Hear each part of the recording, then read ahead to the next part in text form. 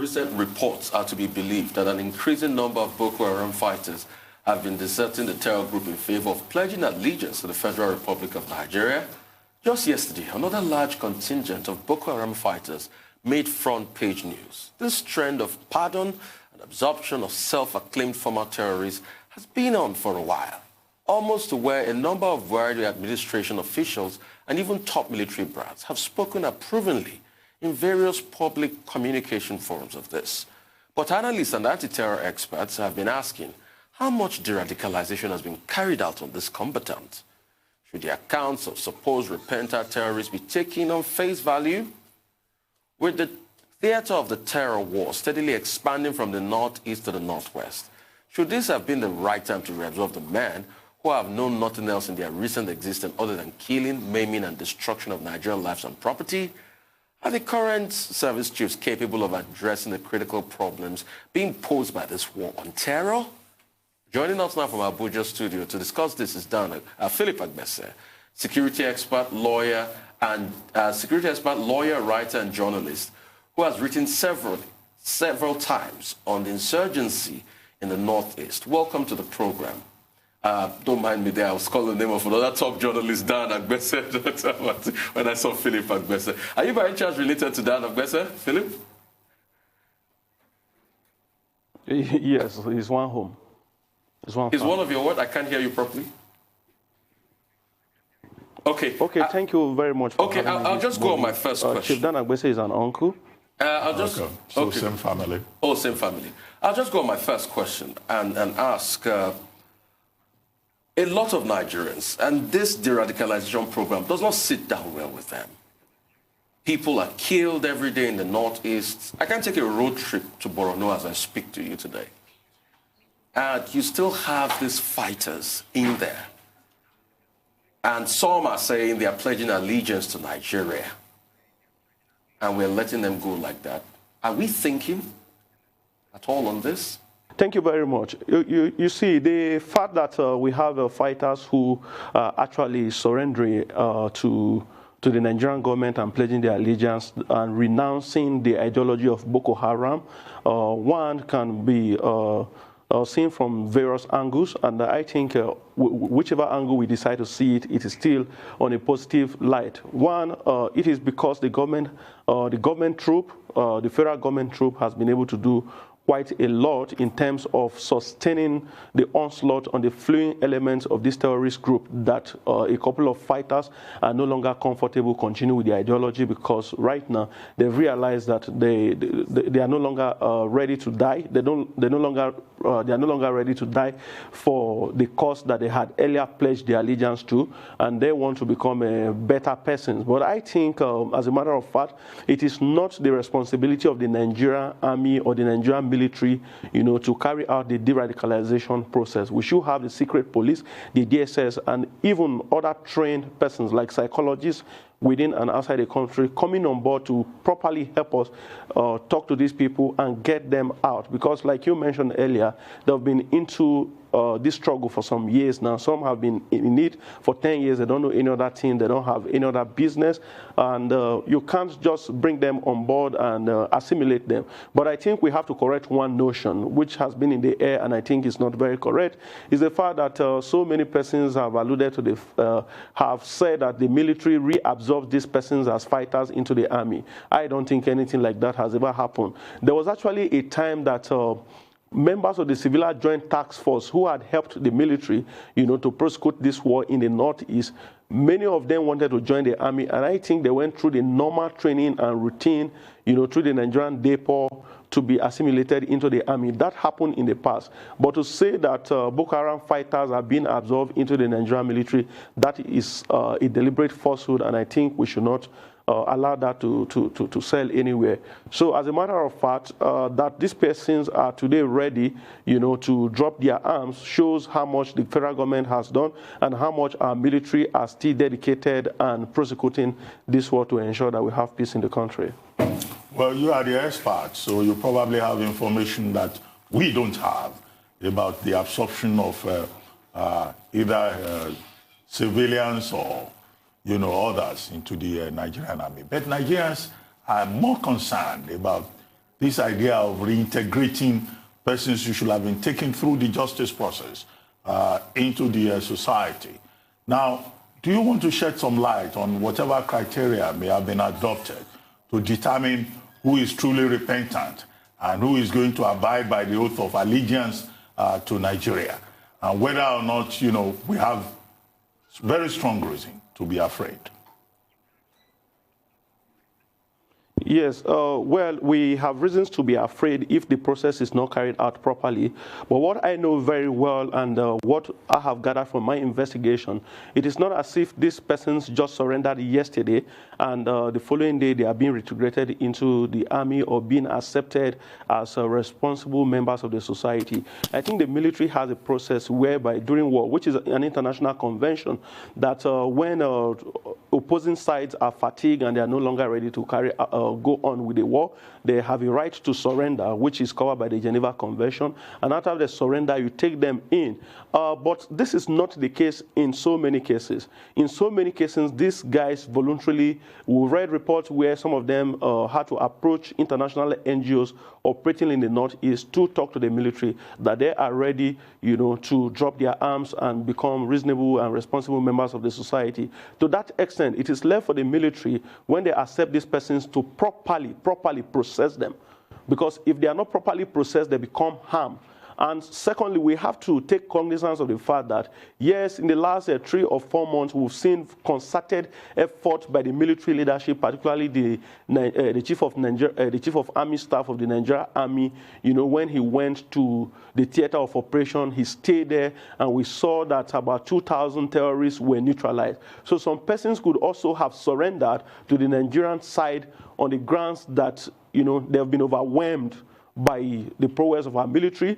And secondly, some may not have done that out of fright or out of fear, but have voluntarily, you know, done that because they are no longer comfortable with their ideology. Secondly, we have another category of persons who are also not comfortable with the leadership of the Boko Haram factions, either the Abanawi faction or the Abaka-Shekau's faction. And these persons, of course, have times without number, as we have read from reports, that they have approached Shekau to say it is time for us to lay down our arms. We've fought for too long. We've benefited nothing from this fight. We cannot continue to take innocent people's life. And for that reason, we are no longer going to continue. And for some, we also understand that within the Boko Haram cycle, if you voluntarily lay down your arms on the side of the Boko Haram, they stretch your life. You are either killed, beheaded, or something. So they feel more safer and comfortable. And I think that is the area where we also have to be very sensitive about it. Because if these fighters who, you know, are surrendering to the Nigerian military now discover that the military will no longer protect them when they surrender, they will kill them, of course they will continue to fight. And as a matter of fact, it's not going to do us any good as a country, you know, to continue to fight. In international convention, it is allowed in the time of war for you to provide these safe corridors, you know, for the other group, the weak elements, to always, you know, come in and say, we are no longer doing.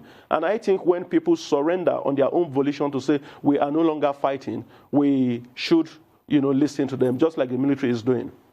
Right. So you mentioned the Geneva Convention, and terrorists can be treated as prisoners of war under that. But what about the criminal aspect?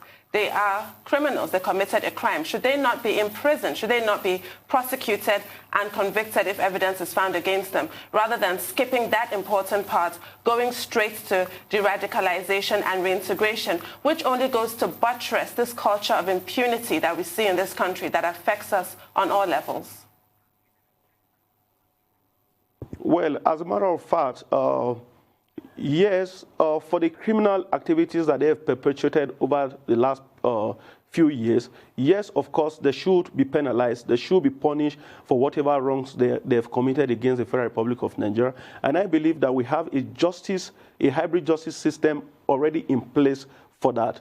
But secondly, I think the military has also come out to say, for as many persons who are ready, which boils down to the stick and carrot approach. As many persons who are ready to surrender, we are ready to look into your issue and see the level of your involvement. You know, there are people who were actually recruited forcefully into Boko Haram. Such persons have come out to say, yes, at the time we joined this group, we were coerced into participating in whatever activities, and now we have better lessons, you know, we have learned better lessons, we have better experience, we are no longer ready to continue. I'm not saying that the criminal aspect of their infractions against the state should not be punished or should not be penalized. But I think that the federal government, through the Office of the Attorney General of the Federation, is also able to work out a hybrid system. We have this hybrid system in place in places like Syria, where fighters who voluntarily, you know, renounce membership of whatever group they were using to terrorize the state, you know, will come up, and these laws are spelled out clearly what is the level of involvement. And I believe, for instance, a couple of persons have called on the leader of Boko Haram, Agbese Shekau, and a couple of times he has equally shown interest in, you know, in renouncing the Boko Haram ideology. And I think the fear, basically, and this is where the sponsors, the propaganda machineries, they come into play, because when they see that the terror cells are weak and these people, they want to surrender, they come up with some bogus noise, you know, on what the military should do to them. And I think that if any terrorist gets to know that if he surrenders to the state, he's going to be killed by the military or he's going to be killed by the state, he will rather prefer to fight and die fighting instead of renouncing the ideology. So, better put, we could have a system, a subtle approach, not necessarily applying the dictates of the Terrorism Act to what to them when they surrender on their own voluntary resignation from whatever they are doing. We should be able to have a process in place where, you know, the law is a little bit tinted towards leniency and mercy, you know, for as many persons who are ready to surrender. I think that is cheaper for us as a country.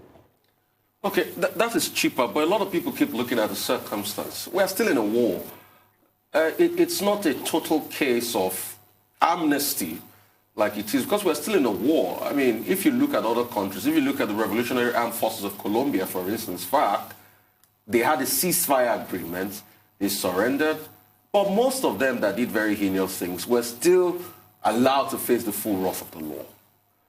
But a lot of Nigerians are saying here that the war is still on. Every day we still hear of Boko Haram attacks. They still have, you know, a handful of fighters here, and there's a sizable number of fighters, I should say. But you are giving these people a free pass, I call it, because you reintegrate them to the societies like they've never seen before. Is that how it operates? Is that how it should operate? And secondly, what are they giving in return? No. I don't think that's what is going on. Just hang on a minute, please. I beg you. What are they giving in return? Are they giving intelligence?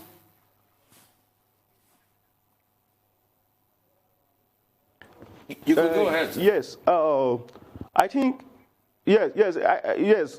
Basically, yes, we get intelligence from them in return for whatever they do. I think there are categories of persons, you know, who Boko Haram elements in the hands of the military. Those who voluntarily surrender to the firing power of our military, and those who are actually injured and arrested at the course of the fight. I think many of the persons who have been arrested have been passed to the police for the proper criminal system to take its course. And for those who have voluntarily surrendered to the military, of course, some spend up to 3 months, up to 6 months with the military, and at the course of their stay with the military, we never can actually tell what information they get from these persons. But I think to a large extent, the military keeps them to a point where they are satisfied that these persons are now processed and ready, you know, to go. And I don't think they release them, you know, like a herd of cattle just into the society. They are properly processed, and this is where the political system must come in. Because if you look at the major cause of the swelling of the Boko Haram ranks in the Northeast, is as a result of the inability of government, of the political leadership, to be able to provide, to counter for the needs of the youth. Most of the youths are jobless, which make them susceptible for Boko Haram to easily recruit them. They have nothing doing. And I think if the government comes in, you know, at this time to assist the military by ensuring that as many persons are profiled. We'd like to say a very big thank you to you, but I don't necessarily argue with that. Akwa Ibom State has 37% unemployment rate, and you don't see restiveness and youth carrying arms. Anyway, thank you very much, Philip Agbese, for joining us this morning on The Morning Show. Thank you for your time.